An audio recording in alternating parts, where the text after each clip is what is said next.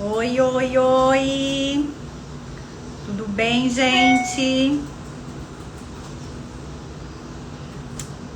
Deixa eu ver aqui, já procurar onde que eu chamo a Ana. Deixa eu ver. Ela já falou que está a postos. Vamos ver quem chega. Oi, Lari. Será que eu convidei?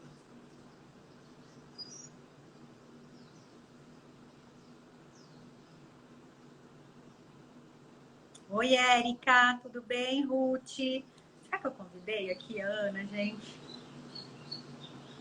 Deixa eu ver.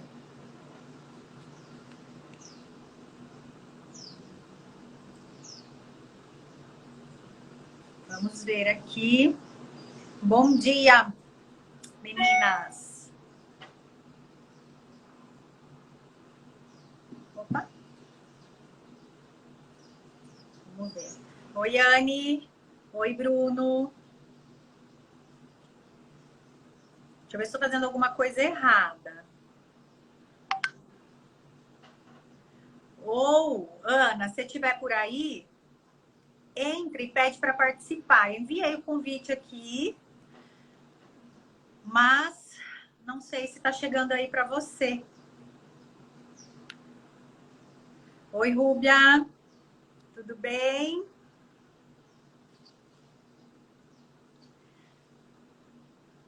Então, vamos aguardar aqui a Ana, a gente preencher um bate-papo hoje. Oi, Carla. Tudo bem, Carla? Você mandou uma pergunta no inbox ontem para mim, eu não esqueci e eu vou responder. Eu até printei, viu? Depois eu respondo aqui. Eu achei interessante responder coletivamente, tá? Mas aguenta aí.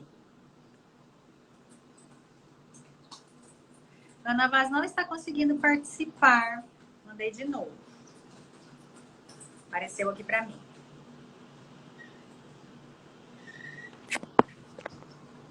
Peraí. Deixa eu ver se tem alguma novidade lá no Whats.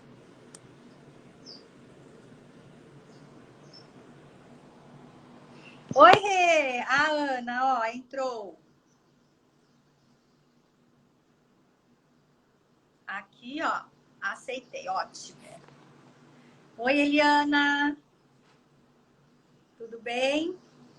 Bom dia, Ana. Eu tô te aceitando aqui, viu? Não sei porque que não tá dando certo. Já te enviei também o convite. Nada vai deter este encontro, Ana. Olha, não tá indo aqui, Lari. Ó, a aceitar, eu aceitei. Oi, Di, tudo bem? Pode aparecer, Lari. Tá com delay aqui, ó. Mas já te aceitei, tá? Ó, tô aceitando várias vezes.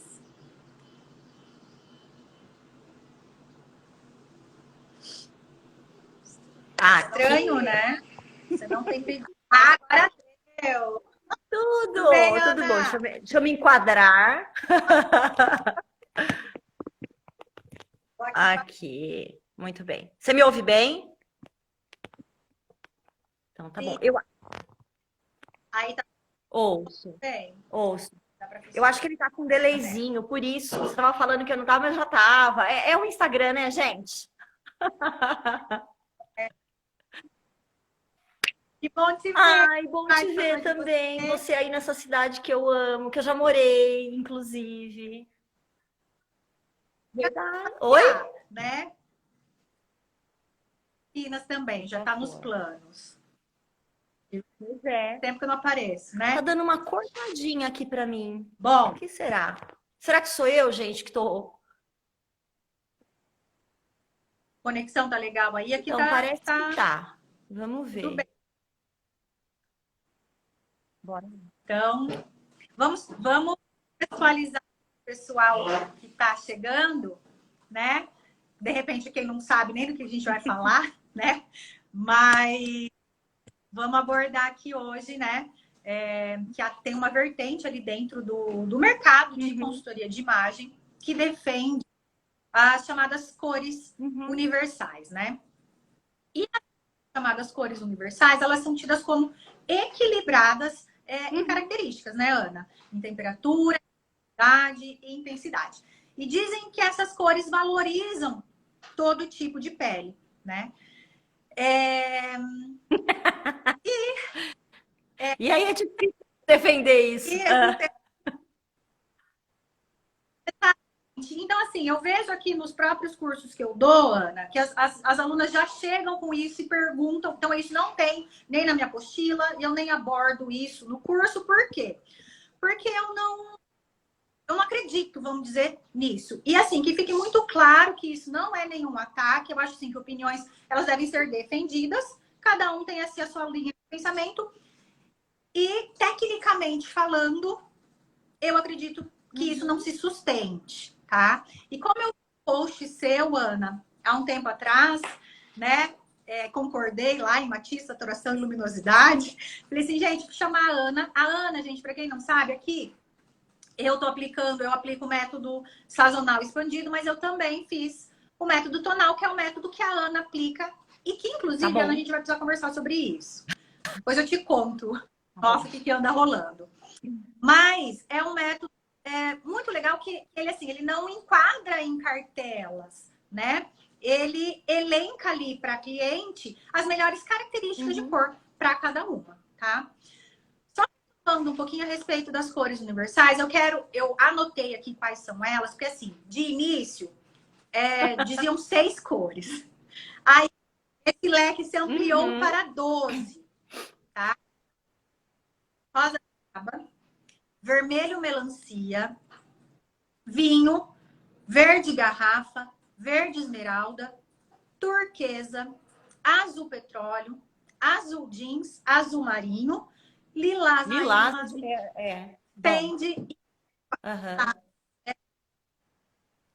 e off-white, tá?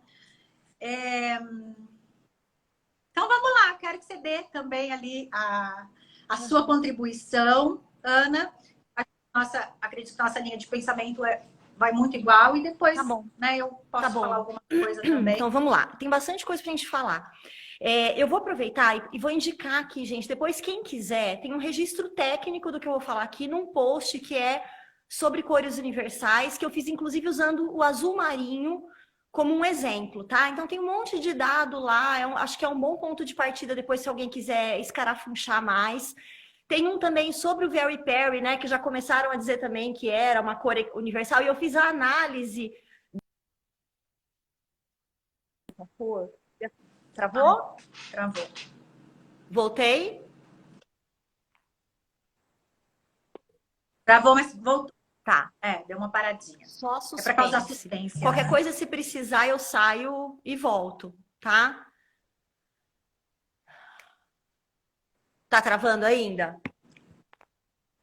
Então tá bom.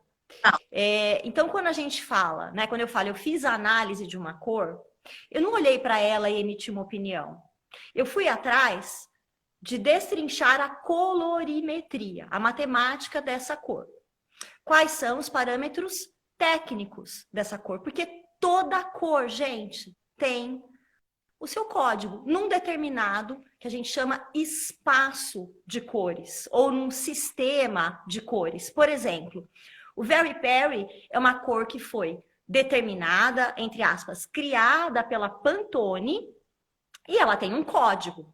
A partir do código Pantone, eu posso olhar em outros espaços ou sistemas de cores do que é feita aquela cor. Então, eu fui lá, eu olhei no sistema RGB, que é o sistema de cor-luz, que é usado em monitor de celular, de computador, etc. Usado para cenografia, né? Aí eu fui lá e olhei também no CMYK, que é o que eu me sinto mais à vontade, porque eu sou uma pessoa que já trabalhou em gráfica. E CMYK é um sistema de cor que a gente fala de cor pigmento transparente. Cada um desses sistemas, eles têm as suas cores primárias, depois as secundárias, depois as terciárias, etc. Então, lá no CMYK, por exemplo, a gente tem amarelo, né? A gente tem o azul, a gente tem o magenta e tem um casinho que é o preto, que é a adição do preto, por exemplo. E aí, quando você olha lá no Very Perry ou em qualquer cor pelo sistema CMYK, você tem uma codificação. Então, você consegue entender do que aquela cor é feita. você consegue entender quanto de cada um dos pigmentos primários, ou seja, dessas cores primárias, estão presentes e o que essa mistura nessa quantidade, né, tem como resultado, que é aquela cor. A partir disso, não tem nhenhenhé. Tem você dizer, esta cor é isto ou é aquilo, né? A gente poderia... É uma loucura, Isso, né? E uma composição. ali. Sabe? É o bolo, né? Só que, um bolo tem sabor de alguma coisa. Tá, mas o que que tem no bolo? Porque uma coisa é como eu percebo, a outra coisa é o que é a realidade, tá? Então, quando a gente fala de colorimetria, a gente está falando da realidade da cor. E existem vários sistemas de cores que você pode checar essa composição da cor, né? Você parte de um e olha para ele em todos. Então, vamos lá. As cores, elas têm nomes, que são nomes comerciais, como esse do Very Perry, e como todos os outros que você falou aí. Rosa, goiaba. Vermelho, melancia. Azul, marinho. Isso é, sim, um nome, uma interpretação da cor, não é um código. Então, uma profissional que vá defender a cor universal, né, e dizer que a cor tem os parâmetros equilibrados, né, as dimensões equilibradas, e por isso ela fica bem, isso nós vamos discutir daqui a pouco também, fica bem em todo mundo. Se ela realmente tá certa do que ela tá falando, o que ela vai fazer? Ao invés de ela dizer rosa goiaba, ela vai dizer o rosa no sistema tal de cores, com esse código aqui, que é verificável, tá? E que eu estou chamando aqui de rosa goiaba, eu considero uma cor universal, porque veja, dentro de valor que é claro e escuro, tá numa zona de meio, né? Neutralidade, o meio do campo absoluto ou pertinho ali? Porque se a gente faz de 0 a 10, a gente tem 11, entre 5, né? Que é o meio. O 4 e o 6, eles estão nesse parâmetro mais para médio, né? Mais nebuloso ali, de claro e escuro. Nós temos lá, eu estou usando as referências do Munsell, tá? Que é o cara que fala de matiz, luminosidade, né, ou profundidade ou valor, né, ele chama de valor, e fala da saturação, que ele chama de croma, que é o sistema que tanto o método tonal como o sazonal usam para descrever as dimensões. Tá? E ainda a gente tem um parâmetro que é para lá de nebuloso, que é de temperatura, mas a gente chega nele depois. Então, só por aqui, por esses dois que são saturação e volume, a gente tem códigos matemáticos também para eles. Não tem para temperatura, mas para esses dois tem. Ok? Então, o Munsell, se eu não me engano, usa de 0 a 14, né? Ou seja, 15, aí tem o 7, o 8 ali, né? 7,5 ali no meio, você vai ali, tá. Então também dá para saber onde é que a cor tá, né? Existe possibilidade, gente, de saber exatamente como é cada cor. Então, na hora que eu falo rosa goiaba, eu tô falando que goiaba, que rosa goiaba é esse? Melancia, qual melancia? Tá uma melancia madura? Né? Uma melancia mais verde? Está mais próximo à casca? Isso também tem essa subjetividade, né, Ana? E muito, muito, muito complicada é que, assim, se para quem trabalha com cor e já tem uma certa intimidade, vamos dizer, é difícil identificar isso, pensa você passar isso para uma cliente ou para uma comunidade ao léu. Ela identificar assim, a olho, tipo assim, bater e falar assim, né? Existem características quando elas não estão, que são muito perceptíveis realmente. Nossa, isso aqui tá mais para frio. A gente não pode esquecer também que as cores a gente só analisa ali por comparação. Exato. Também, por exemplo, né? Esse verde aqui, ele é quente ou ele é frio? Exato. Em relação a esse, ele é mais quente. Não é? Mas se ele tiver em relação ao seu verdinho da plantinha atrás de você, ele é frio, tá? Então, e isso é uma coisa muito importante que para mim já é bastante desafiador para você dizer que é universal, que é a temperatura, que é um parâmetro, gente, que surge a partir, na verdade, da psicologia social. Né? É um parâmetro já é totalmente interpretativo de sensações que é o William Wundt, que era um médico que cuidava dessa, que se dedicou a estudos do comportamento, por isso que a gente fala da psicologia social, que fala sobre as cores quentes e as cores frias. E ele, lá atrás, né, no comecinho aí do século XX, delimita cores quentes, o amarelo, o vermelho, né? E aí as cores frias ele coloca o azul e o roxo. Veja, ele delimita aqui, tá? Aqui a gente teria até o laranja também. Depois dele, gente, outros autores vão falar até de outras cores. O parâmetro começa a ser, assim, muito incerto. A gente entende que cores quentes têm mais amarelo. Se eu uso o sistema CMYK para falar, cores quentes têm mais amarelo na composição. Cores frias têm mais azul na composição. Ok? Então, um verde, que é o verde secundário, que a gente fala que está em equilíbrio óptico, que é 50-50 de cada um, 50 de azul, 50 de verde, seria um neutro de temperatura. Essa cor tem um parâmetro equilibrado em temperatura. Beleza. Mas as outras todas começam a ficar mais difícil da gente entender. Até quando a gente compara uma com a outra. Por quê? Quando você está falando de cor, você está falando de comparação entre matizes e você está falando de comparação entre tons de um mesmo matiz. Tons de verde, tá? O matiz tem um numerinho. Quando a gente pega, é até legal ver, quando a gente pega por exemplo, se você pegar o sistema... Pensando no RGB, mas no RGB vai ficar difícil de ver, mas em alguns códigos, por exemplo, em alguns espaços de cores... Oi? Pensa aí, vamos pensar no HSL. Sabe o H? O H é o rio, é o matiz. Então, exato. Então, ele diz assim, olha, HSL, vamos supor que seja 200 e alguma coisa lá, o H. Quem vai variar é SL. O H é o mesmo, é aquele pontinho que tá ali, né, que você escolheu, às vezes está na faixinha lá, tem amarelo, verde, azul, lá, você escolheu ele ali, localizou, aí dentro de um quadradinho, para quem mexe no computador, dentro do quadradinho ali, é o espaço de cor desse H, né, desse azul, e aí tem com mais branco, com mais preto, com mais mistura de branco e preto, que é o cinza, né, a adição do cinza. Então, veja como é complexo para a gente fazer esse tipo de afirmação. Então, eu vou realmente me render à ideia de cor universal quando quem está falando para mim que a cor universal é marinho, goiaba, o que quer que seja, me diga do que ela está falando. Me localiza, me dá... Qual é? Entendeu? Uhum.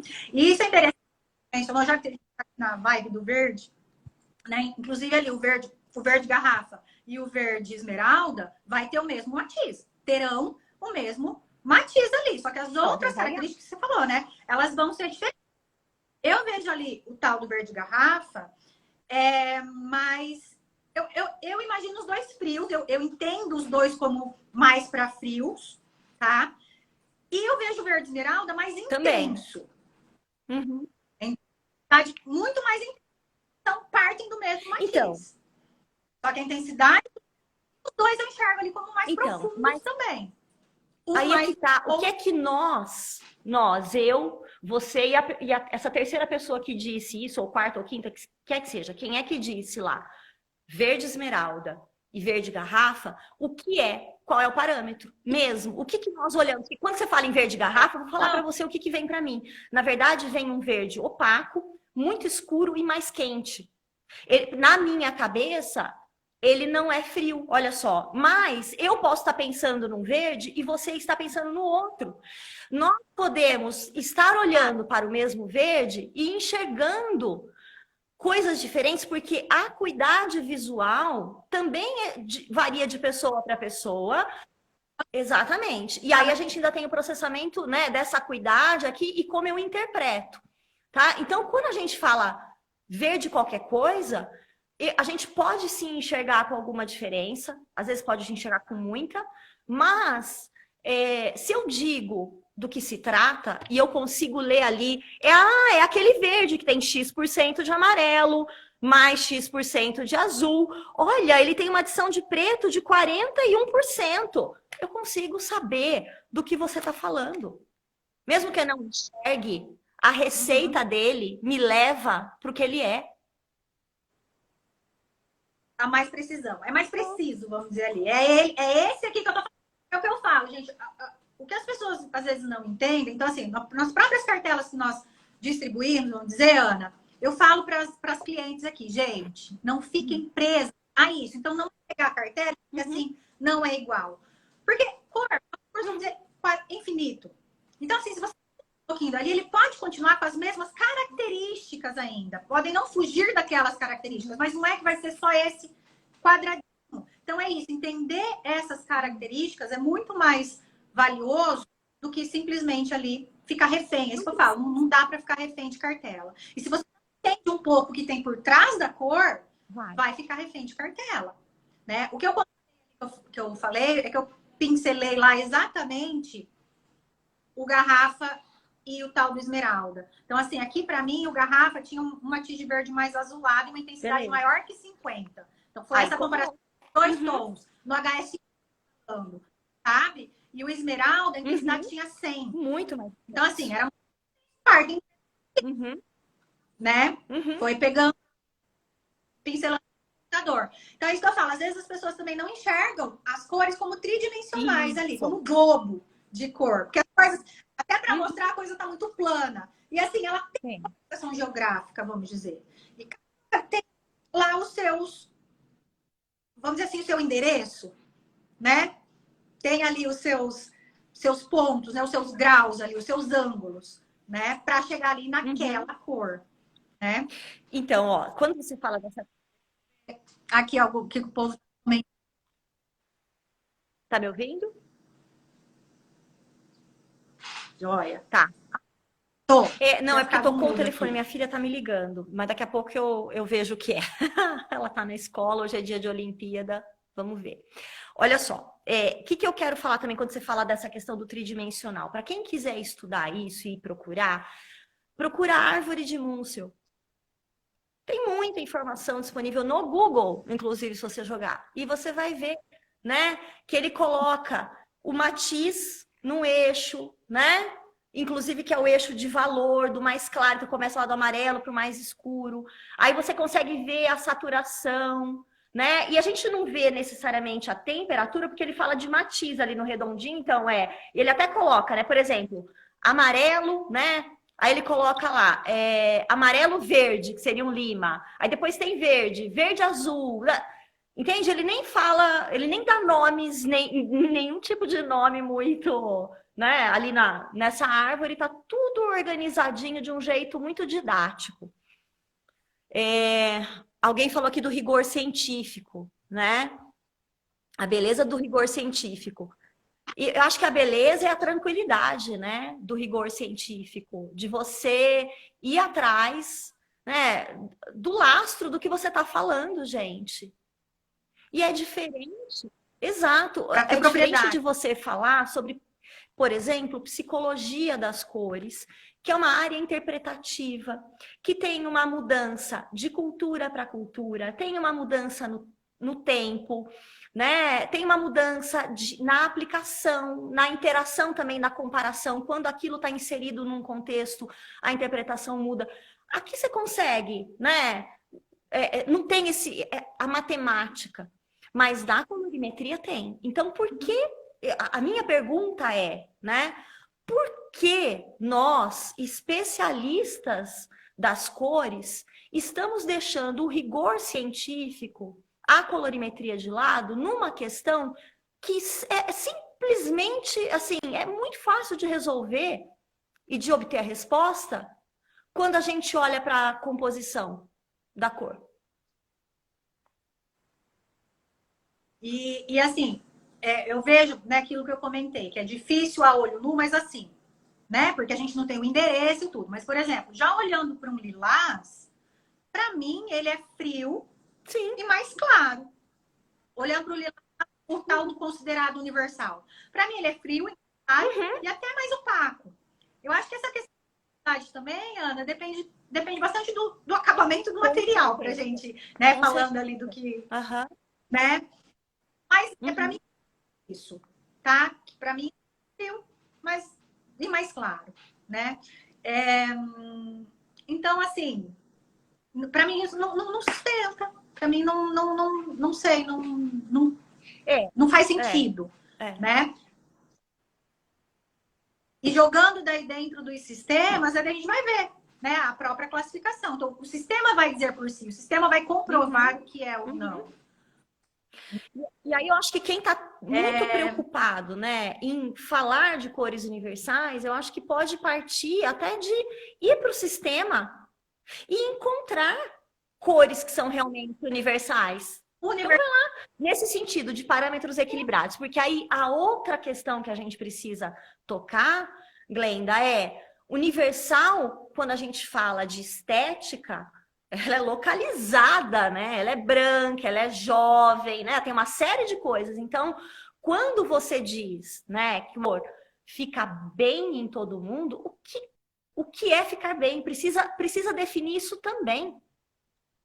E quem é todo mundo? Uhum. Quem que é o todo Como através, porque também podemos ter rigor científico aí. A gente pode ter uma amostra estratificada de vários tipos de mulheres com tipos de peles em locais com idades diferentes. Então, assim, quem é esse todo mundo? E outra coisa, quando a gente pensa em mudança dos tempos, né? E eu tenho tentado, Glenda, trazer a consultoria que eu pratico para o momento presente, não ficar presa lá atrás, né? Porque é outro mundo que a gente tem hoje, com desafios muito diferentes dos desafios da década de, né, 60, 70, 80, qualquer que seja, o que a cliente acha que é bom para ela. Porque a gente pode olhar para a imagem de uma cliente recebendo a cor, né? Aquela relação com a cor ali e eu achar belo uma coisa e ela outra. E não pode não haver consenso. Então, o que é o belo que a gente está usando como padrão? Porque isso também não fica claro nas cores universais. Eu sou pode me chamar de Uhum. chata, pode me chamar de implicante, né, do que for, mas assim, eu não consigo engolir a teoria que está por trás das cores universais. E eu também não concordo, e eu acho assim também. Existem também, em termos, né, a gente falando de cor, Ana, existem os fatores subjetivos, de preferência, né, ou não, Uhum. por certas cores. Então, tem um caso muito emblemático. E quem somos nós, ou quem são essas cores universais para falar que a cliente, né, não está bem com aquilo? Tem um caso aqui de uma cliente que a principal característica dela era a temperatura fria. E isso correto, né? Nossa, mas eu amo tal cor, né? E todo mundo tem Aham. lá uma história de cor, né? Amava alaranjado, cores quentes, ela amava alaranjado, ela amava amarelo. E assim, ela tinha uma personalidade reservada, então, né, para falar assim que casa com a personalidade, ela era mais memória afetiva. Depois eu expliquei, olha, em termos de cores, né? Outra coisa que é legal da gente citar, que é outra coisa que eu não engulo muito, Ana, é que a harmonia é repetição. E escrevem isso também em letras garrafais. Existe sim, concordo, a Uhum. harmonia na repetição, mas também a harmonia no contraste, especialmente Uhum. quando a gente fala de cor. E uma prova disso é harmonia o quê? Uhum. Complementar, né? Então escrevem lá, harmonia só repetição? Não, existe também harmonia no contraste, né? E essa minha cliente, então, lembrou essa questão de memória afetiva de cor. Então, ela lembrou do que faz ela gostar tanto de alaranjado, né? Então, ela lembra lá das férias de infância dela, com toda a família, praia, pôr do sol, aquelas coisas Uhum. assim, tons mais quentes. E isso é importante. É uma cartela ou é uma cor, seja universal, um coral, enfim, que vai dar esse conforto para ela, entende? É Uhum. aquilo é o que ela sente, né? E, falando em coral aqui, pegar assim para cartela fria, né? O coral pode cair melhor do que um alaranjado, por exemplo, né? Então, eu acho assim, que eu não diria universal para que realmente fique bem todo mundo. Então, eu sou uma cartela fria. Então, o coral vai ficar melhor em mim do que um alaranjado. Isso. Que não significa que ele fina, que ele, enfim, né? Reduz minhas manchas e olheiras e afins, exato, né? Ele acaba sendo, né? De novo, a gente precisa, você vê, em muitos momentos, relativizar o que a gente está falando. Certo? Uhum. Se você não fizer essa relativização, fica muito difícil você ser mais específico também, né? Então, por exemplo, o coral, né? Ele tem ele tem mais magenta na composição dele do que um laranja. Um laranja também tem. Laranja, né? Olha, vermelho, laranja e coral tem amarelo e magenta na composição. Só que 3 composições diferentes, em proporções diferentes, né? E aí é importante a gente entender, né, que o coral vai ser, como laranja, muito melhor com uma pele fria, vai ser uma interpretação de laranja. Agora, quer dizer que aquele coral que chega ali, ele vai ser tão bom como, por exemplo, um azul que chega naquela pele fria?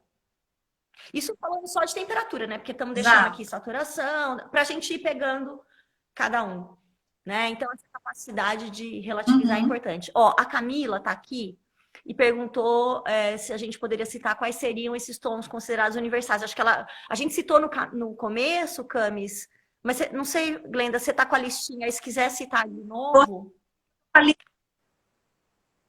Então, Camila, a princípio eram 6 e foram estendidos para 12 tons. Seriam o rosa goiaba, o vermelho melancia, o vinho, o verde garrafa, o verde esmeralda, turquesa, azul petróleo, azul jeans, azul marinha. Tô pensando aqui quantos tons de jeans não tem? Azul, só pensando em jeans azul. Lilás, fende e off-white. Seriam esses 12 tons considerados universais. Eu quero aproveitar aqui, Ana, também mandaram algumas perguntas nas caixinhas, tá? Uma que eu acredito que a gente até já respondeu. Se as cores universais existem, não ficaria difícil identificar a olho nu? É o que eu acho. Sim. Né? Absolutamente. Né? Glenda, você sempre diz que cor tem nome e sobrenome. Então, ou lilás. Então, se lilás é universal, seria qual lilás? Porque não tem só um tipo de lilás. E o lilás já é um roxo com adição do branco, né? Ou roxo com menos presença do pigmento na superfície que ele está depositado, tá? Porque às vezes a gente fala adição do branco, todo mundo acha que é porque tem uma mistura de branco, né?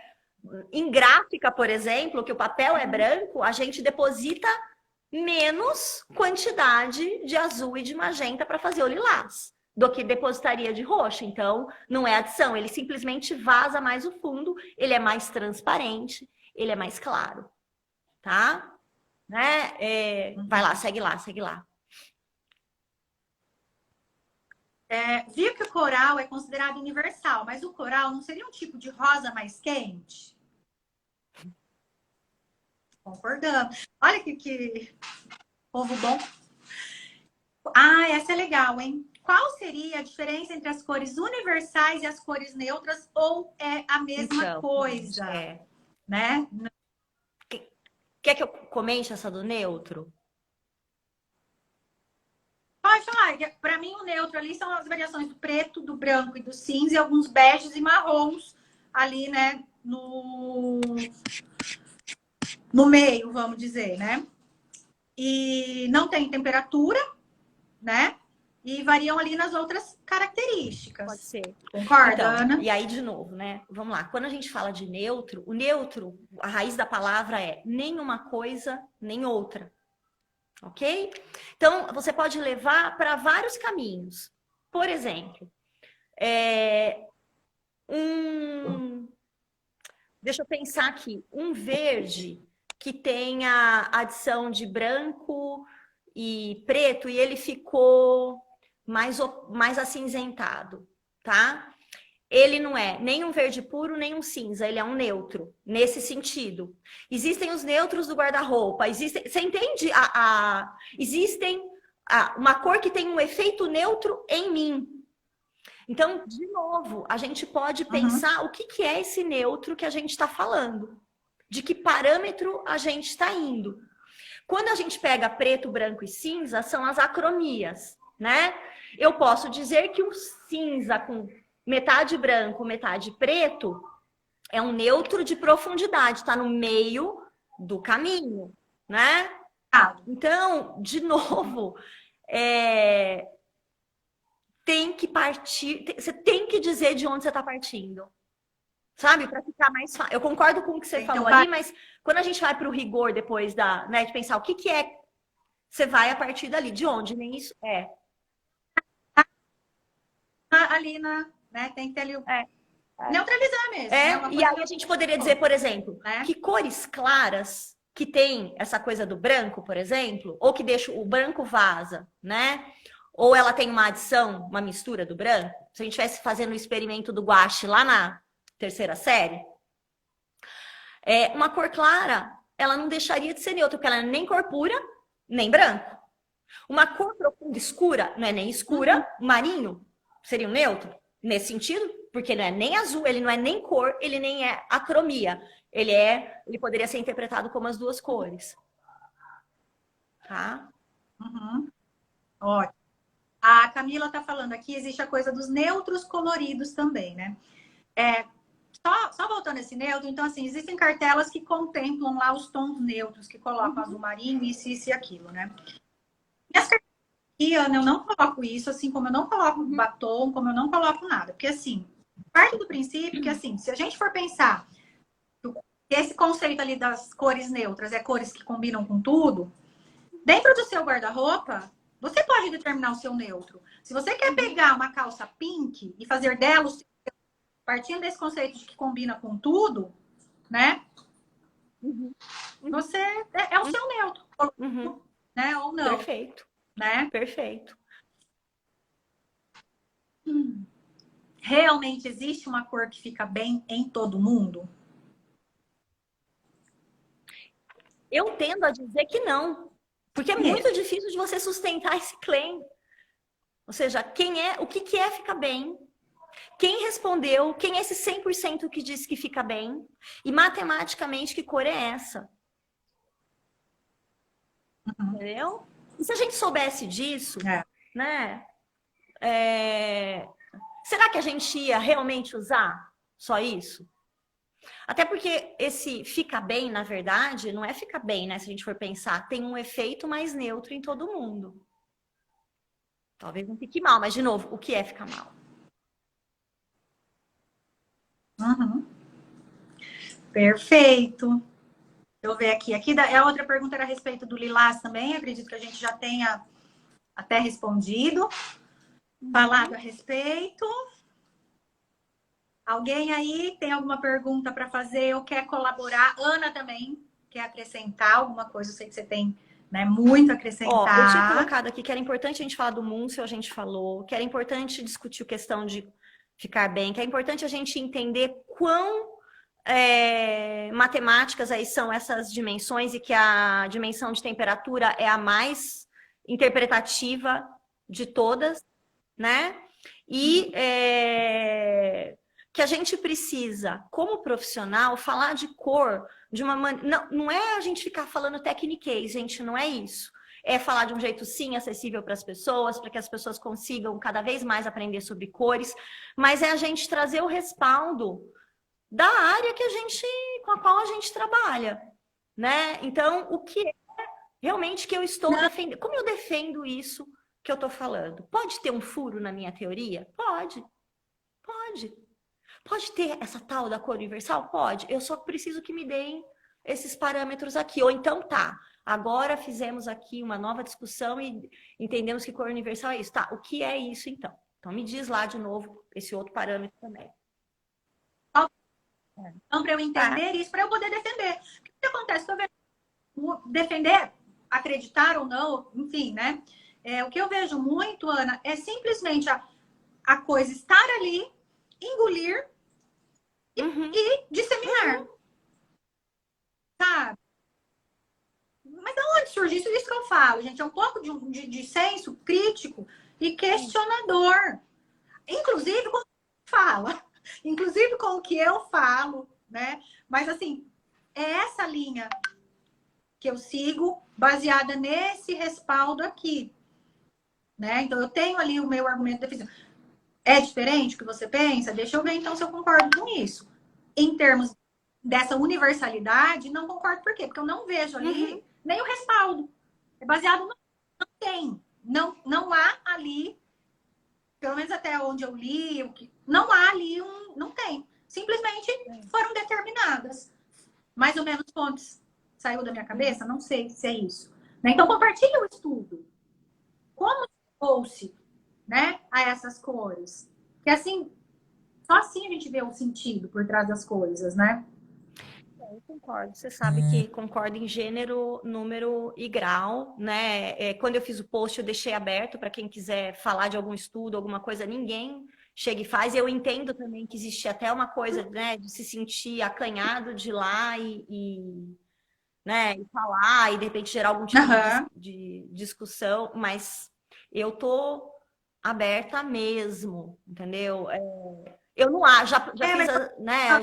Já busquei em Google acadêmico, né? Já busquei fora, e tem sempre essa generalização, essa evasiva, né? Essa coisa assim, muito leiga, né? Pregada sobre a tal da cor ou das cores universais.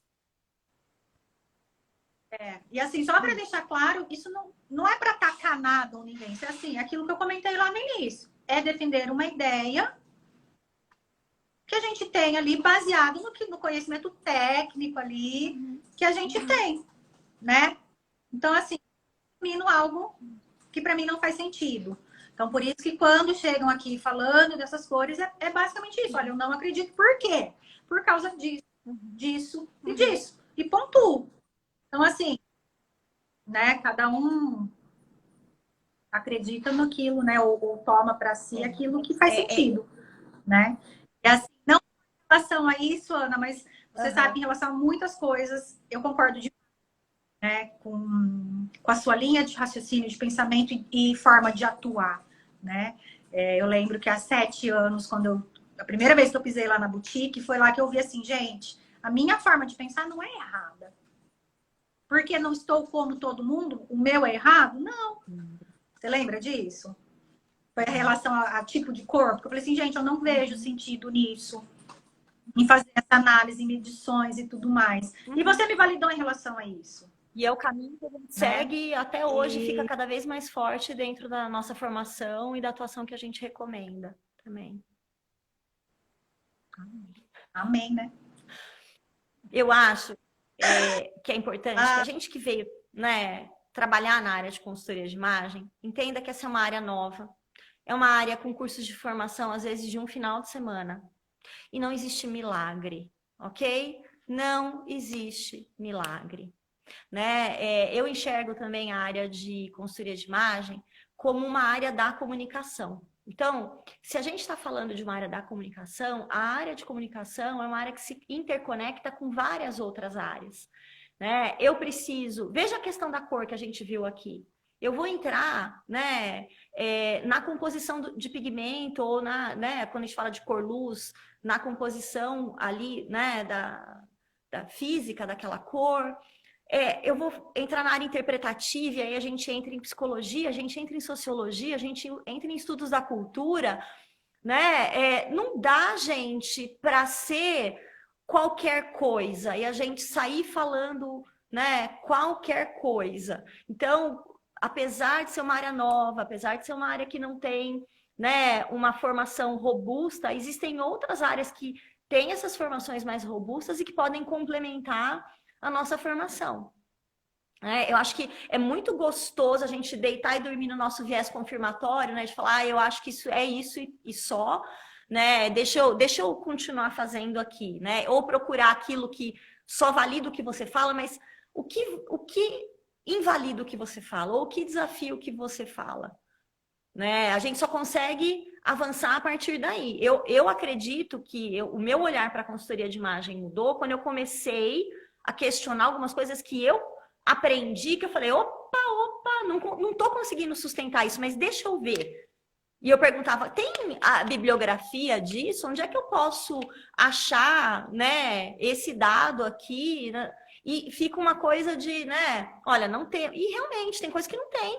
Então, se não tem, tá mais para crença, não é? Não temos ainda estudo, revisão do estudo. Concordo. E é isso, Ana. Alguém pergunta, mas independente, vamos deixar o pessoal ver se fala alguma coisa. Eu quero agradecer você, Ana, né, por ter, né, por aceitar o convite prontamente. Prazer imenso te ver mesmo que aqui pela telinha. Eu sei que você vive aí nas telinhas, eu acabo, não entro muito, não consigo muito, né? A vida, você sabe como é que é. Mas eu quero te agradecer demais, tá? Generosidade em compartilhar aqui conosco, tá? O seu conhecimento e toda a sua experiência. Eu amei tá? convite, você sabe que eu sou sua fã. Tem um monte de gente querida aqui, mandando carinho pra gente. Eu queria agradecer também as meninas que estão aqui. Opa! Ai, enroscou aqui meu dedo.